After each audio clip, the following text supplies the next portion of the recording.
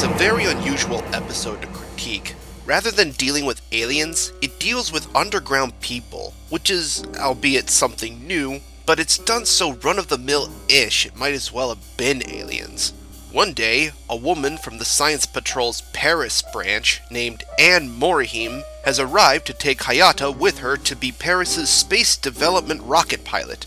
Shortly after leaving, though, jamming waves begin occurring all over Tokyo, and the culprit to them is a machine that has materials that came from deep underground. Believing Anne is the culprit, the team is left to investigate who Anne Morihime is when Hayata goes missing, and when a mysterious roaring is heard when the team re-encounters her.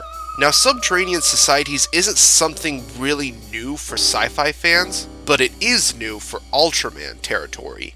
Looks-wise, the Dwellers are very unsettling, but unfortunately though, the rest of them are kinda treated like typical aliens in the series.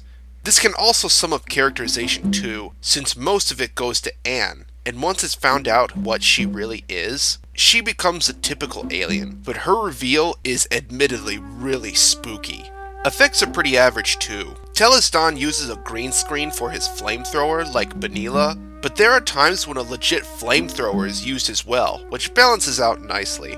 Aside from that though, one thing that does bother me about the episode is the lighting. Everything in it is dimly lit and dark looking, which I suppose is meant to represent the Dwellers' involvement or some possible foreshadowing to it. But there are times when the dim lighting is not needed, like when Ultraman and Telestan are fighting, or when the team is at their HQ because it looks like they forgot to pay their electricity bill. Finally, Telestan himself is not too special. He's your typical pet monster for our alien-like underground dwellers. And while I love the fact that they gave him an earthworm-like motif for him, he's still just a guard dog for our villains. In the end, this I'd consider to be an average episode of the series, if not a more artsy-fartsy one at best. Also, someone really loves playing with the Ultra Q intro a lot during this episode.